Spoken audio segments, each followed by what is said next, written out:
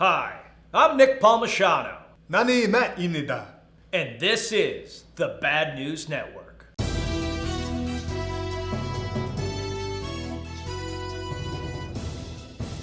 This week, Matt, Tom, Hollywood, and I had the opportunity to bring 10 World War II veterans to Wilmington, North Carolina for the 75th anniversary of the victory over Japan. The event was presided over by the President of the United States.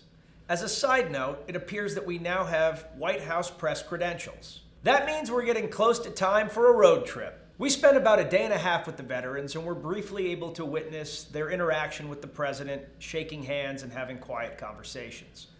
We then were able to listen to the president's speech. The best part is that we were able to interview these veterans, who ranged in age from 93 to 101, about their experiences during the war and their feelings about how things have transpired since. We'll be releasing these videos as a series of shorts supporting the Independence Fund over the next few weeks. The stories were incredible. One gentleman was preparing for the Navy Super Bowl when all of a sudden the attacks kicked off, and he fought through the entire battle while wearing a full football uniform, pads and all, and didn't realize it until the very end. Another gentleman fought every battle in the Pacific unscathed until Iwo Jima, where he was shot in the foot. That, however, saved his life, because when he was shot, he winced in pain, ducking down, and the second round bounced off of his helmet instead of going through his face. The stories were as varied as they were insane, and it's another reminder that we don't have too many of these veterans left. If you have the opportunity, please take the time to get to know World War II veterans in your area. While the details of their stories are going to be out soon, I thought it was important to report on the inspiring and kind of shared beliefs that these men all had. First, the funny. Almost every one of them asked me if I was a Vietnam veteran. Apparently, when you're 100 years old, 40 and 70 are interchangeable, and we're all just a bunch of young whippersnappers to them, which is kind of awesome. Either that, or I look like total garbage instead of moderate garbage. Second, a couple of these men recently started going to therapy for post-traumatic stress, and they said it was absolutely life-changing. One man talked about the stigma of getting therapy and how it affected him his entire life, and that if he had received therapy in the 40s or 50s, it would have kept him from having any of the amazing careers that he had. He talked about how it improved his life immeasurably, and he now speaks at length to Vietnam and GWAT veterans about doing the same. I bring this up because if a guy that took 5 beaches during the toughest fighting in the Pacific can get therapy 75 years after the end of his enlistment, then you're not too tough to get it yourself. Get help. There's no shame in it. It's the least this country can do for you. Third, they love the United States of America. They love it and they're still serving it. They're speaking, they're teaching, they're volunteering at the VA, they're volunteering to mentor veterans, they're volunteering to make sure that veterans know everything that's available to them. It was just cool to hear how involved these men still are with the country and the veteran community. They all said the only time they were really ever embarrassed of this country was during Vietnam. One man who is 100 years old says that to this day, every time he meets a Vietnam veteran, he apologizes to them for the way they were treated by Americans during that war and thanks them for their service. I'd like to echo that sentiment and also add that I believe the reason that veterans of our current wars are treated so well is because Vietnam veterans would not allow history to repeat itself. Lastly, I'm me, so I had to ask them about their view of America right now. This was one of my favorite parts of our discussion. Their politics were extremely varied, but not a single one of them considered not coming to this event with the president. They were all honored to be there, and they are all extremely optimistic about our future. They were, however, worried about 2 things. The first thing is that they can't understand why Americans are so divided and so cruel to each other over politics. The country, they assured us, has faced far greater challenges than we currently face many times. In the old days, they reminded us, people talked politics, of course, but when an election was over, they moved on and just lived their lives. Their message was essentially that we all need to calm down a bit and start working together as a nation. The second thing that seemed to concern them is that they felt that parents nowadays are spending too much time chasing the almighty dollar and spending time on their phones and not enough time with their children, parenting them, mentoring them, and basically just having a good time with them. So before we get into the absolute clown car that is this week's news, On the anniversary of VJ Day, I just want you to know that World War II veterans want you all to calm down, spend time with your kids, be excellent to each other, and party on, dudes!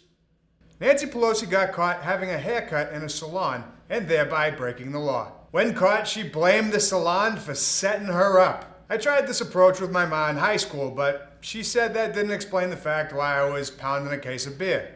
A black man was shot by police in D.C. this week. Originally, the report said that police shot him in the back, but the camera footage shows that the man was running at the officer and raising a weapon. Some people believe he was raising the weapon to shoot the officer. Others contend that he was actually raising the weapon to throw it away from him to show that he did not mean the officer any harm.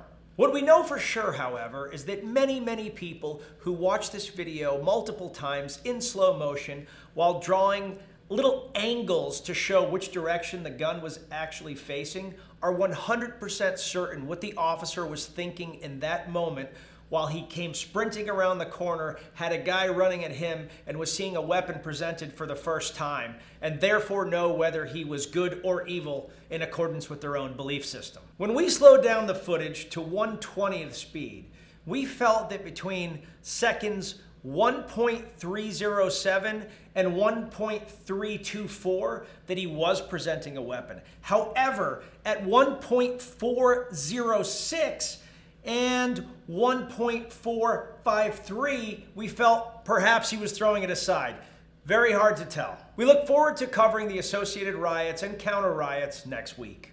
As many of you may well know, Chadwick Boseman died last Friday. The South Carolinian actor is best known for his role in playing King T'Challa in Marvel's Black Panther, and also for portraying the legendary ballplayer Jackie Robinson. His death came as a shock to most, as the actor had not shared any details about his 4-year-long battle with colon cancer. He never let on about his sickness to anyone. Not social media, not interviews, no one. Over the weekend, the South Carolina governor ordered all flags at half-staff to honor Boseman in the state that he was from. There's been an outpouring of love for Boseman and the grief of losing him at the young age of 43 from social media throughout the week. To Chadwick Boseman, fair winds, sir. A story was published in The Atlantic on Thursday stating that President Trump has a disdain for wounded veterans as well as those that have been lost in combat. The article claims that he did not want to visit the graves of soldiers that were lost in France as he considered them to be losers. It also claimed that when he visited Robert Kelly's grave, the grave of General Kelly's son, that he looked at the general and said, "I don't get it. What was in it for him?" General Kelly would not comment on the article, so whether this is true, partially true, or bastardized is unclear. The article also talks about how he thought it was absurd for him to go to McCain's funeral because he thought the guy was a loser. Given that we have no objective facts to look at, I will editorialize a little bit here. The McCain portion of this article is extremely believable. He hated the guy, and I have no doubt that he said those things. The rest is somewhat questionable, but possible. Articles like this, where there are no named sources, are tough for me to get behind, especially right before an election, and especially when it comes from a guy like Jeff Goldberg. Goldberg is absolutely a talented journalist, but he leans extremely left. He's even done a 50 times Trump embarrassed himself hit piece. So it's not like this guy is going to be truly objective. Nevertheless, if you look at Trump's Twitter, you know it's extremely possible that he's going to say something crazy. It's also important to remember that The Atlantic, while it's absolutely left-leaning, tends to do a very good job fact-checking. If this is true, this is going to be a monumental hit for the president, as some of his strongest support still comes from the military. This would also be a damning belief coming from the commander-in-chief that, if true, would be unconscionable and borderline disqualifying. Good times. On Sunday, there were 2 reported sightings of a man on a jetpack by 2 airline pilots. Both pilots radioed into the tower to what they saw. The jetpack man was seen flying at roughly 3,000 feet, 10 miles from LAX. But probably the weirdest thing about all of this is how nonchalant both pilots and the tower treated all of this. The tower was simply like, "Well, be careful out there." And the 2 pilots were like, only in LA. When asked why he used a jetpack to get around, the unnamed jetpacker simply said, "This is the way." As always, BNN tries to cover the news with unbiased and factual reporting. Because of this, we don't think a lot of people want to hear it. So here's this story as reported with liberal and conservative bias to garner the attention of you newer viewers. In liberal news, the over-militarization of right-wing extremist police has hit a despicable all-time high as the police have taken to the skies trying to pull over innocent civilians just for going on their way without just cause. In conservative news, Antifa has decided that it's not enough to block traffic on highways. They've taken to the air with jetpacks to block air traffic in an effort to disrupt normal citizens from getting to work. Dwayne "The Rock" Johnson took to Instagram this week to let the world know he had contracted coronavirus. But the good news is that he's on the mend. Johnson said that even though he was able to recover from the disease, it was a formidable foe even for him. He is urging people to get tested, to wear masks, and to take extra precautions when spending time with friends and family. He said one of the first signs that led him to believe that he had the disease was when he and his family could not smell what he was cooking. Johnson's two daughters, who are aged 4 and 2, had only slight symptoms, but he and his wife had much stronger symptoms. He also stated that his commitment to working out and his daily regime of healthy eating helped him deal with the disease. Even though he's faced the likes of Kurt Angle, Steve Austin, and Hulk Hogan himself, he said that this was his toughest battle. We're glad to hear that the People's Champ is back on his feet after laying the smackdown to COVID. And if the fittest man in the world says wear a mask, maybe you should. That Carol Baskin is back in the news this week. She's the woman from the Tiger King documentary that spent the entire time trying to convince us that she didn't kill her husband when she clearly did. Apparently her 15 minutes of fame isn't over because she will be starring in this season's Dances with the Stars. Since the release of Tiger King, that Carol Baskin has had some up and downs. She won control of her former nemesis Joe Exotic's Tiger compound, but has since received a lawsuit from the 3 daughters of her deceased ex-husband. She also tried to attack Cardi B through the media, saying that the tigers used in her recent video, WAP, were abused. To which Cardi B responded, "You killed your husband!" Now, I've never watched Dances with the Stars, and I don't plan on starting anytime soon, but I will make a prediction. That Carol Baskin probably won't win. But whoever does win will probably go missing, and someone who works for that Carol Baskin will be picking glittery pieces of a unitard out of giant piles of tiger. Police in Western Massachusetts are searching for a man that was giving out hugs at Walmart. These weren't your ordinary hugs, they were COVID hugs. A customer called the police after the man embraced them and said, "This is a COVID hug. You now have COVID." According to video obtained by the police, the man gave COVID hugs to several people inside the store before he decided to depart. Police are also looking to identify the woman that seemed to be filming each and every one of these COVID hugs. Let's pretend for a second that hugging strangers isn't weird, even if this was a pandemic. And given the fact that someone was filming every one of these hugs, it was probably a prank. Regardless, if you walk up to me in Walmart and give me an unsolicited hug while your girlfriend films so you can post it on TikTok, I'm going to hug you back. But my hug is called a bear hug, and I'm going to squeeze it until I hear at least one of your ribs break, and then I'm going to see if I can still do a belly-to-belly suplex. A little violent? Perhaps. But that's the price you pay if you want to mess around in Walmart.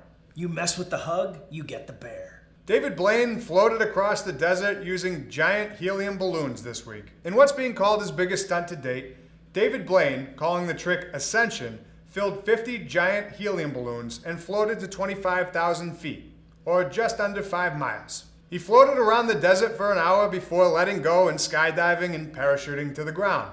I'm not gonna lie though, that sounds like the coward's way out. A real magician would have gone up there without a parachute. What's the worst thing that's gonna happen? Your grip slips, you plummet to your death, your body hits the ground, everybody's freaking out, blood splatters on the kids' faces in the front row, people are absolutely driving a hissy fit, and then boom! You pop up in a puff of smoke behind everybody and you're like, hey, magic, mother. Anyways, I'm just glad it's over because I don't want to watch one single more David Blaine Ascension YouTube commercial or I'll turn into a goddamn balloonatic. And finally, in Florida Man news, a Florida Lyft driver was assaulted by Florida Man after picking up the wrong fare.